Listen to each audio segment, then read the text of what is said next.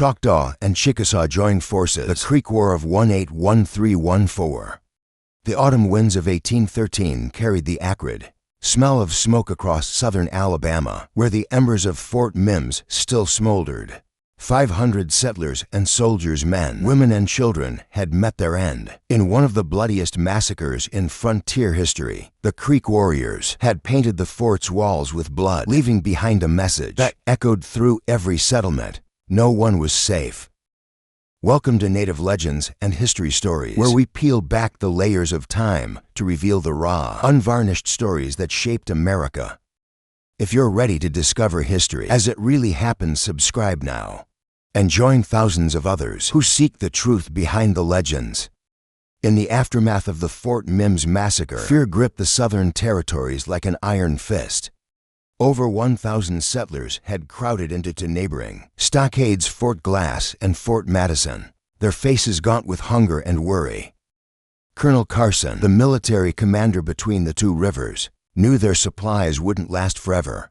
With Creek War parties prowling the wilderness between settlements, each day brought new reports of farms burned, livestock stolen, and families torn apart. It was in this atmosphere of mounting desperation that 19-year-old Jeremiah Austell stepped forward. The son of Captain Evan Austell, young Jeremiah had grown up on the frontier, learning its ways as naturally as breathing. He understood what others might not, that sometimes survival meant taking impossible risks. The mission seemed simple on paper: deliver urgent dispatches to General Claiborne at Mount Vernon. But in reality, it meant traversing 40 miles of Creek territory alone, in the dark, where every shadow might hide a warrior's arrow. The path would take him first to Fort Kearny, 13 miles as the crow flies, but far longer by the winding trails a horse could travel. From there, another 24 miles stretched to Mount Vernon, each one potentially his last. As darkness fell, Jeremiah mounted his fleet cavalry horse. The animal was chosen for both speed and endurance, qualities that might mean the difference between life and death. Before dawn, the young courier carried minimal provisions. Weight could slow them down, and speed was their only real defense. He wore moccasins instead of boots, knowing they would better muffle his horse's footfalls on rocky ground. The night wrapped around them like a burial shroud as they set out. Jeremiah guided his mount with the lightest touch, eyes straining against the darkness, ears alert for any sound that didn't belong to the night. Every rustle of leaves could be a Creek scout. Every snapped twig might signal an ambush. The weight of the dispatches in his saddlebag seemed to grow heavier with each passing mile. Hours passed in tense silence until they reached the river bottoms near Fort Kearny. Here the darkness played its cruelest trick. Jeremiah found himself completely disoriented, uncertain whether the fort lay upstream or down. In that moment he made a decision that demonstrated the quick thinking that would later mark his military career. He would use the Creek's own tactics against them. Drawing upon years of frontier experience, Jeremiah led out a war whoop that would have done a Creek warrior proud. The sound echoed across the river bottom, cutting through the night air like a knife. For several heartbeats, silence answered him. Then, as if the very night had come alive, 50 dogs erupted in a cacophony of barking, the fort's unwitting sentinels revealing its location. The fort lay just half a mile distant. Jeremiah turned his horse toward the sound, knowing his gamble had paid off, but also aware that if any real Creek warriors were nearby, they now knew exactly where he was. He spurred his mount forward, counting on speed and surprise to carry him safely to the fort's gates. The inhabitants of Fort Kearny were initially alarmed by the war cry, and Jeremiah found himself staring down the barrels of several rifles when he approached. But recognition quickly turned fear to relief, and soon he was welcomed inside. The fort's residents gathered around him, eager for news from Fort Madison, and grateful that the war cry that had roused their dogs came from friendly lips rather than those of Creek warriors. After a warm meal and brief rest, both man and horse had earned it. They weren't allowed to linger long. The mission was only half complete. Under cover of darkness, they were ferried across the Tombigbee River, the cold water, a stark reminder of the perilous journey still ahead.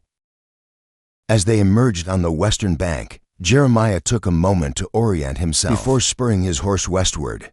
They passed the Sunflower Bend like ghosts in the night, then skirted McIntosh's Bluff as the first hints of dawn began to paint the eastern sky.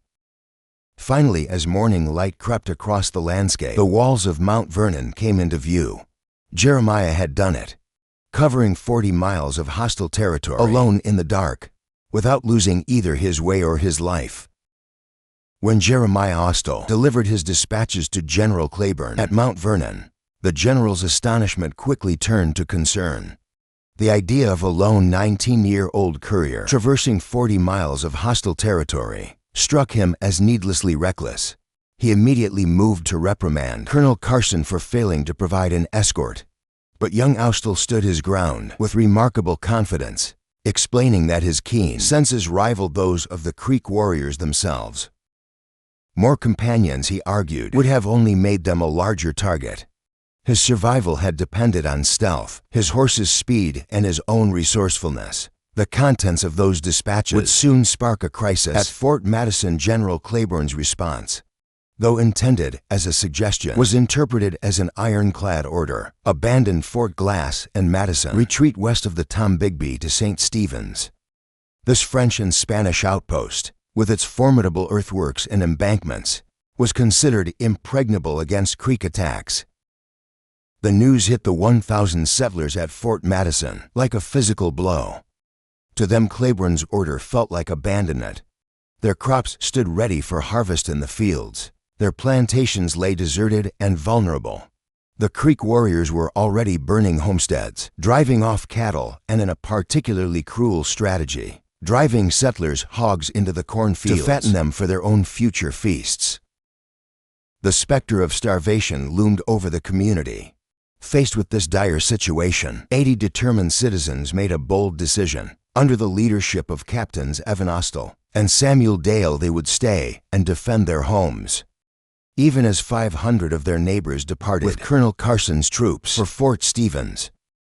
The parting was heavy with emotion. Families split, friendships strained, each group wondering if they would ever see the others alive again. Those who remained didn't waste time on regrets. They immediately set about strengthening their defenses with innovative solutions born of frontier ingenuity. Their most remarkable creation was a lighting system that transformed the fort's vulnerability at night into its greatest strength. They erected a 40-foot pine pole in the fort's center, surrounded by an ingenious scaffolding system with a central hole. This allowed them to raise and lower a platform loaded with earth and burning longleaf pine. This wasn't just any light.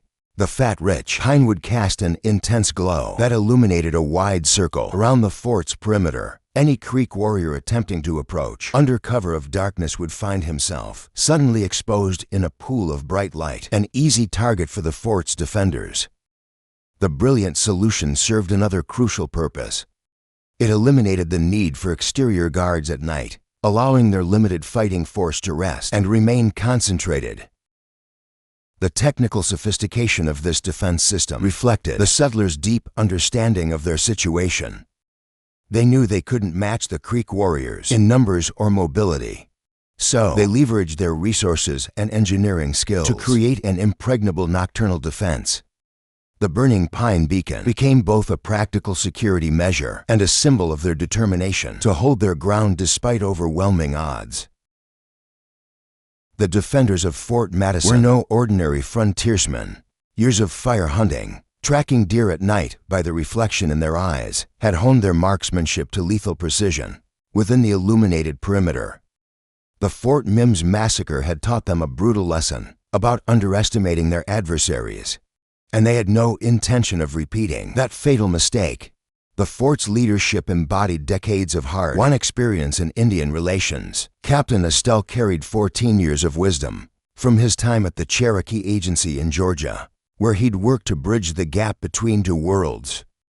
His son had been raised among the Cherokees, absorbing their culture and understanding from childhood. But perhaps most notable was Captain Dale, known to the Creeks as Big Sam, a man so respected in frontier lore that Judge Meek would later dub him the Daniel Boone of Alabama. These men commanded respect not through military rank, but through their intimate understanding of frontier life and Native American warfare. They had carved out homesteads in the wilderness with nothing but axes and rifles, establishing farms on the rich bottomlands between Alabama's major waterways. Their knowledge of Creek battle tactics was not learned from military manuals, but from years of direct observation and interaction. To see one of these frontier leaders was to understand their unique position between two worlds. They cut striking figures. In their practical frontier attire, buckskin garments, hunting shirts, leggings, and moccasins, each carried the tools of survival. A long, heavy rifle for accuracy at range, and a substantial knife swinging beside their shot bags. They moved with a distinctive combination of pride and caution, back straight but steps measured. Eyes alert yet seemingly passive, missing nothing while appearing to observe little. These 80 men who chose to remain at Fort Madison represented the finest qualities of frontier leadership when they proposed to defend their families against the Muskogee warriors.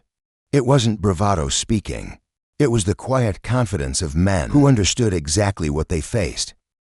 2 weeks after Colonel Carson's departure, General Claiborne himself witnessed the precarious situation of the settlers caught between the rivers. His response was swift. Colonel Carson and his troops were ordered back to Fort Madison, validating the settlers' stubborn determination to hold their ground. Ostill's midnight ride, while perhaps less celebrated than Paul Revere's famous gallop, had proven far more perilous. Where Revere had ridden through settled Massachusetts in 1775, Ostill had traversed wilderness, crawling with Creek war parties. The young courier's journey had set in motion a chain of events that would reshape the defense of the frontier. Daily life at Fort Madison settled into a dangerous routine. Settlers would occasionally risk visits to their abandoned farms, knowing Creek war parties roamed the countryside.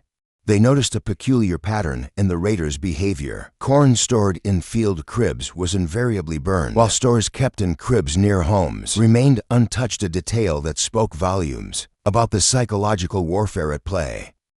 On September 6th, this pattern of risk and consequence would be tested again. Josiah Fisher, a man who straddled both worlds through his marriage to a Creek woman, left the fort with his 3 sons to visit their farm. Located just a quarter-mile above Sizemore's Ferry on the Alabama River, their destination lay in territory where the line between friend and foe had become terrifyingly blurred. As evening approached, Ben Fisher worked in the yard, absorbed in the routine task of shelling peas. Without warning, a shot rang out.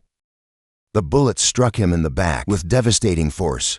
The sound of the shot mixed with cries of pain as Ben, through sheer force of will, managed to push himself up and flee into the dense woods nearby. Hearing the commotion, the elder Fisher emerged from the cane brake where he had been working. Moving cautiously in a stooped position to investigate the source of gunfire, he presented a clear target. A second shot cracked through the air. The bullet tore through Fisher's chest, exiting through his back in a spray of blood. As he turned to escape into the forest, a warrior's voice called out in Muskogee, the tribal language Fisher knew well from his years of marriage into the Creek community. That is the way to do it. The unseen attacker taunted, adding psychological warfare to physical injury. The 2 remaining Fisher sons, scattered in different sections of their field, heard the shots and their brother's cries. They immediately abandoned their work and raced back to Fort Madison, carrying the grave news that their father and brother had surely perished in the attack. Dawn brought the first ray of hope when Ben Fisher staggered into the fort, his wounds still bleeding, but his spirit unbroken. The following afternoon, guards stationed outside the fort's walls spotted movement on the ridge road. A lone figure approached slowly, hunched over in what appeared to be intense pain. As the distance closed, amazed onlookers recognized Josiah Fisher, who had somehow survived his grievous wounds. Drury Allen, among those who went out to meet him, assessed Fisher's injuries with frontier directness. "Fisher," he declared, "I do not wish to discourage you, but you will die of that wound."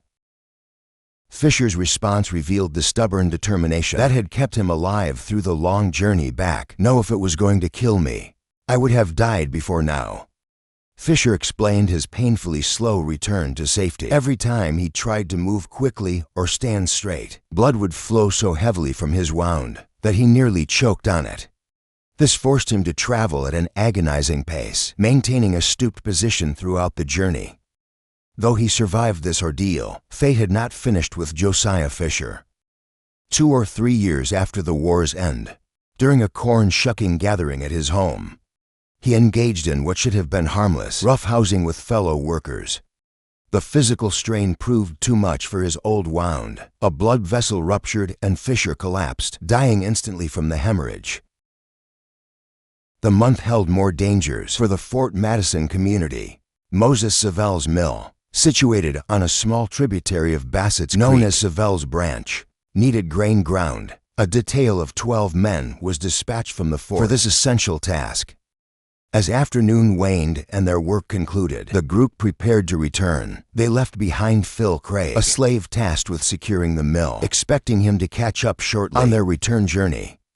When the party reached Fort Madison without Craig, concern grew. 5 days passed before he reappeared, bringing an extraordinary tale of captivity and escape. While finishing his work at the Mill Creek, warriors had surprised and overwhelmed him. They forced him to march along the Alabama River, traveling several miles below Lower Peachtree, where they had concealed a canoe. Using this craft, they crossed to their camp on the opposite bank, where Krieg discovered entire Creek families living away from their traditional territories. The treatment of slaves by Creek warriors differed significantly from their handling of white captives. Instead of facing execution, captured slaves were typically integrated into tribal life as servants, a practice well understood by enslaved people throughout the frontier.